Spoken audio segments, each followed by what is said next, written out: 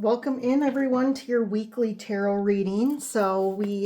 This week is for starting Monday, November 4th through Sunday, November 10th. So we are in November. So we are still in the fall here in the north, but I'm wearing my citrine since that is the stone for November and for you Scorpios out there. So happy birthday if you are a Scorpio. We are in Scorpio season. The sun's in Scorpio. So magnificent time of change and transformation, which obviously is represented by the fall season. So I'm going to start us off as usual with a little bit of astrology for the week, and then I'll dive into some oracle and tarot cards. And yeah, we'll get going here. So again, getting some general information for the collective. This is for everyone. Just a general, any big messages for the week or guidance for you guys that can help you all in your now moment. So to start, so what's going on with the astrology? So we got a few things going on. I'm going to start with the first day that really I want to call some stuff out is November 3rd. So that is Tuesday. So that day, currently Mars is in Cancer. And on the 3rd, it's going to oppose Pluto in Capricorn. So that is very intense energy. So just be prepared. It may stir up some things. People will be easily triggered. So there may be power dynamics or power struggles, especially within relationships or just interacting with other people. So just be really aware that day. So just be, hyper also aware of yourself and what you're feeling, and know that potentially this oppositional energy is what's kind of causing that. So I wouldn't say don't take, what's happening external as 100% truth on that day. With that, it's also going to bring up any withheld resentments to the surface. But when things come up, it's really asking us to try and address them. And I guess on the positive end, it's asking us to bring closure to that. So what do we have to do to bring closure to resentments? Well, for one, we have to acknowledge them. We have to own them and speak our truth. So whoever that is in regards to, if it's someone that is open, it's time to speak your truth. But either way, I think it's time to just own it. If you're in a situation where the resentment is because someone just continuously does the same things that potentially are disrespectful, crossing boundaries, or just making you feel crappy, that's something to really start thinking about. Like, if they're never going to stop that, then, that's not someone that's, I guess, good for you in your life or someone to spend a lot of time with. But like I just said, facing that truth will help you release things that aren't good for you right now. And that is the quintessential Scorpio. And we are in Scorpio season. So that scorpionic energy really wants us to change and transform for the better. And a lot of that is like with that Pluto too. Pluto and Capricorn, it's like clearing out anything old that just is not aligned with who we are or want to be. So big day there. Another aspect there is Venus is in Sagittarius right now, and it's going to be opposing Jupiter, which is in retrograde. Jupiter's in Gemini at the moment, going retrograde. So there's a good and bad to this one, or positive and negative. Nothing's really bad, but it's going to, that Jupiter energy wants to expand access to love, money, and pleasure. So you might be more feeling that yearning to indulge yourself. But with that retrograde and that opposition, just be again aware of yourself and your desires to indulge and seek comfort for potentially the triggers that are coming up. And you'll want to just make sure you're doing things in moderation and not going to extremes when it comes to indulging. So that's the 3rd, a lot of oppositional energy there. November 4th, while I talk, I'll start shuffling here. November 4th, Scorpio, the sun's in Scorpio will trine Saturn, which is in Pisces. So that's a lot of watery energy with Pisces and Scorpio. That actually is going to bring some stable energy right after that really intense kind of oppositional energy on the 3rd. So it's like, okay, you have that intense day, and luckily that on the 4th, it's going to bring kind of like a relief. So you get a little like, okay, this, it kind of will ground you in that, after that chaotic energy. And it'll bring some emotional clarity. So again, you know, Pisces and Scorpio are water signs.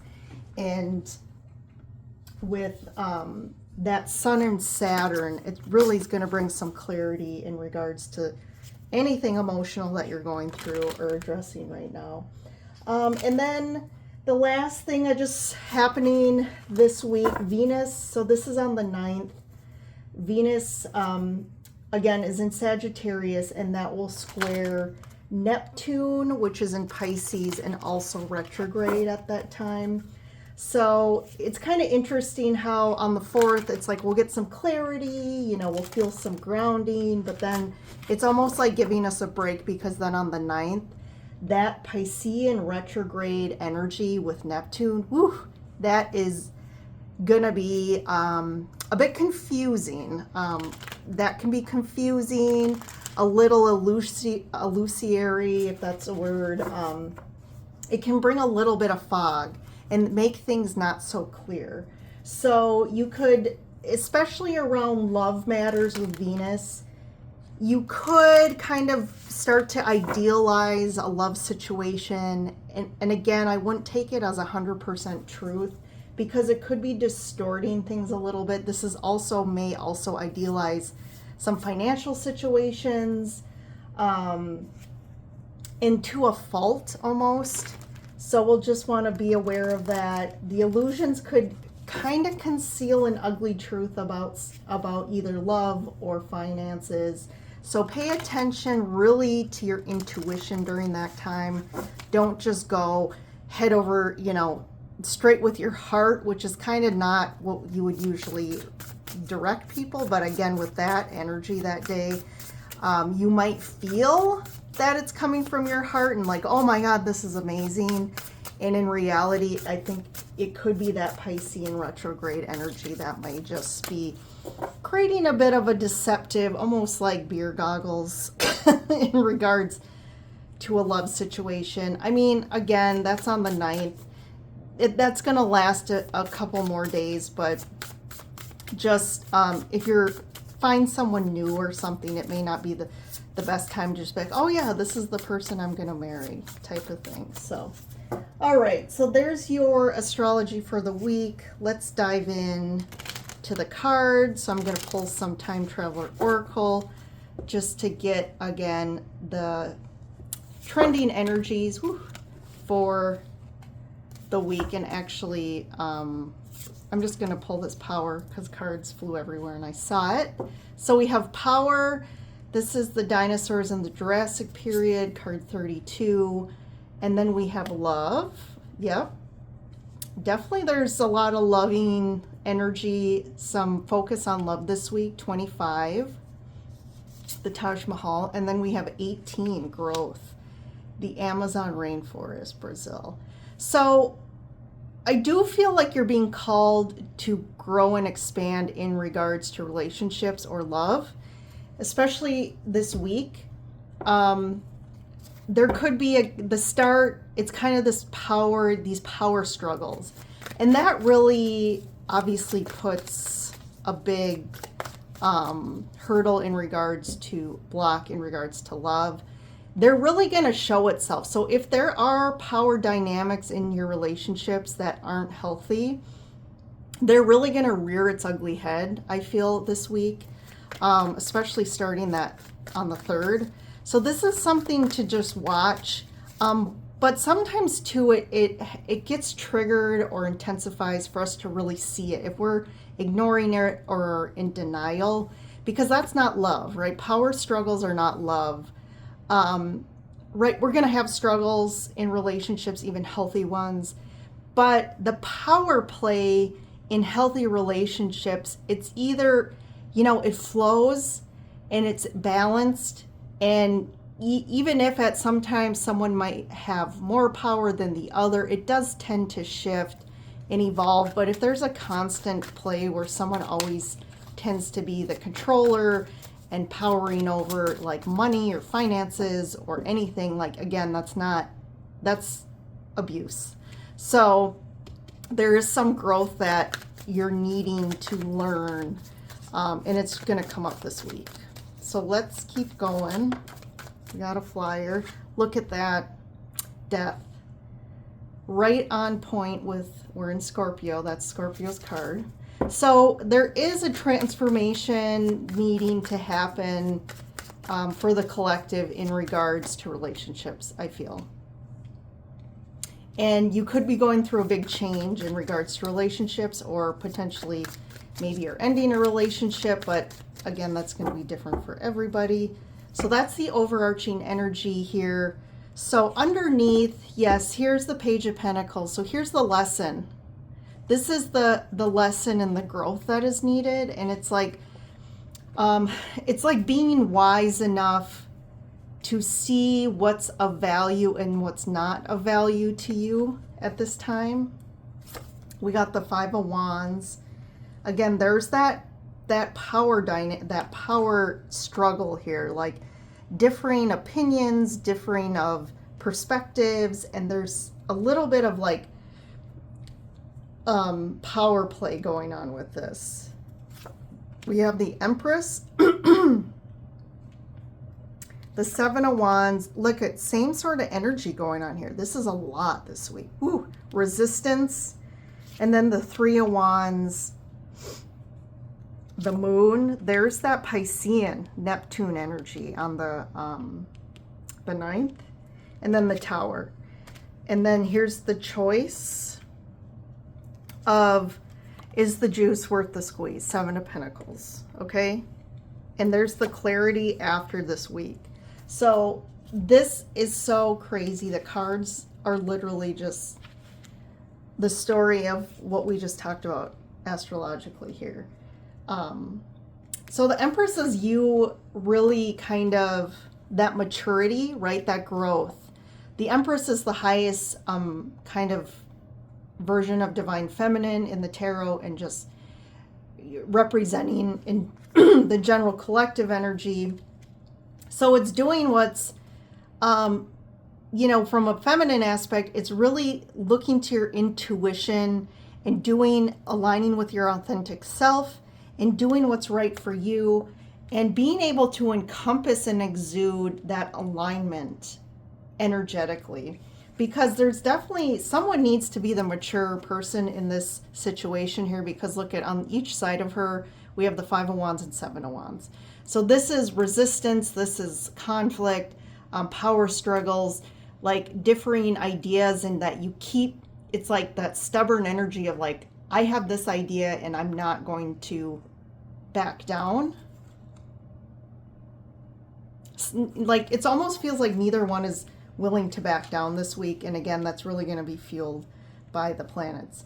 It almost needs a bit of a rest here, though. There's like this bit of like wait and see. And that's what I feel this week. Don't take any drastic measures or actions this week. Just this is a week to kind of almost observe this power struggle, or observe what's happening and wait and see. But like, again, because this moon energy, this Piscean energy can be very deceptive. And it can make you see something that it's not. Again, right, that moon can be almost like create an image or create something in front of you that's not really there. So, but also what needs to happen, like I said, the Tower is coming in to really bring that clarity and the truth and blowing up what's not working here. And then We have the Lovers, which is about you with that clarity, making some decisions. And it's almost like deciding, maybe, you know, the Seven of Pentacles refers to, you know, something that you've put a lot of time and effort into and hoping that, again, it will keep paying off for you and it's positive and abundant. But it's kind of also, there's a saying with this card, it's like, is the juice worth the squeeze anymore? Like, is this, am I going to get anything out of this anymore that's worth something for me? And you're going to figure it out. Like, you're going to make a decision. The Queen of Swords, you're going to get that clear, that clarity about moving forward. And there's that growth then. There's that growth. So let's keep going. So we have the Ace of Swords there again. That's that truth, that clarity I just said. So that is definitely coming. A new wave of clarity that I feel like, you know, I feel like the confusion has been longer than this week. It's been going on a while. Clarity, Four of Cups, Page of Cups. So look at these two cards here. So in this card, this creature is sitting on the rock and he's looking at these three cups that are just kind of floating away in the ocean. And then in the background, there's a dolphin that's offering a cup. And same thing with the Page of Cups. There's this offer of a cup, and the cup contains this fish representing emotions and water. Same thing with this Four of Cups. I do feel like there is some sort of offer here in this situation.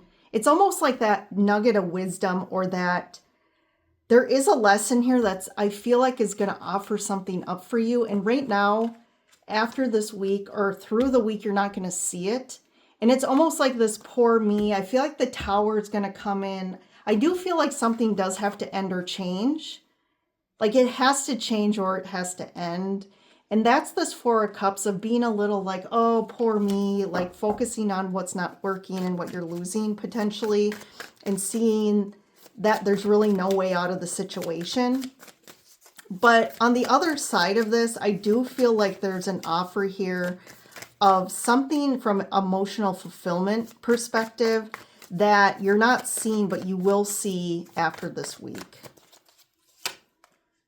Yeah, look at that. Ace of Swords, Ten of Cups. So this is that clarity or that truth of going towards the Ten of Cups and really seeing something for what it is.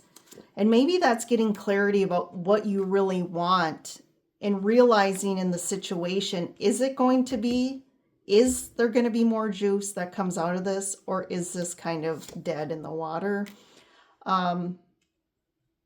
Yeah, it's almost like you feel like you have to move forward alone, or like your next path is alone. So if some of you are in a relationship that you are on the precipice of thinking that it might be ending, I do feel like, especially during this week, you're probably going to be like, oh, it's probably over.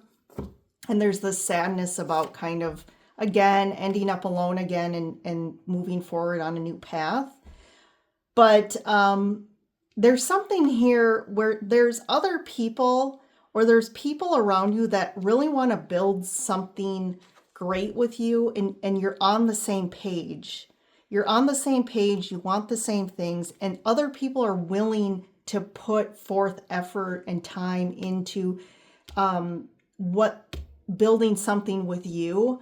So there is an offer that's pretty close. You know, this is right after this week, I feel. So even if you do end up deciding to end a relationship, I do feel like there's something really quickly coming in for you. If you have to move forward alone and you're afraid of being alone and not getting help and support in regards to your life or situation, I do feel like people are going to show up for you in a new way that's going to be surprising for you. Interesting. I'm just going to get one for the Death card. A clarifier. Ace. Yes, look at this. This transformation or change is bringing in some amazing new opportunity for you. Something new, a new path that is going to be really bringing abundance into your life in a lot of different ways. You're going to have clarity like you never had before. Like it's almost like that feeling of, okay, this is where I'm supposed to be. I feel like where you've been has been a place of confusion, and like it's never really felt like, it's almost like you always questioned it. Like, is this really the thing for me, or the relationship for me? Like you were always questioning.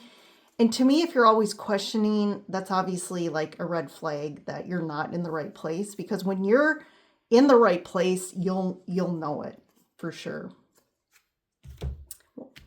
This is good stuff, guys. You know, it could seem a little, like I said, you may, you know, get to a point this week where you're like, it doesn't look great for you. You're kind of like, again, in this, like, here I am again, having to do this alone, or having to make this difficult decision. And here's maybe a pattern reflecting back. But there's, again, some deception to this. So if you think like, oh, this is just going to end and here I am alone, it's going to suck.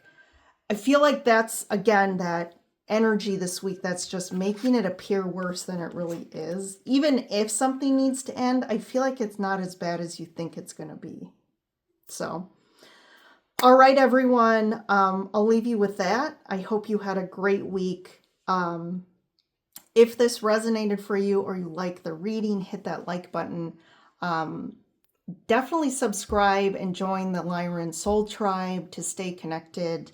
And I feel like we're all a big family here, you know, friendship circle, helping each other out. So hopefully that's what these videos do for you. And if you leave any comments, hopefully it's, you know, looking for supportive comments, any feedback around readings you want to hear in the future, or just sharing what you're going through is always welcome. So everyone have a great week, and I will see you in the next reading.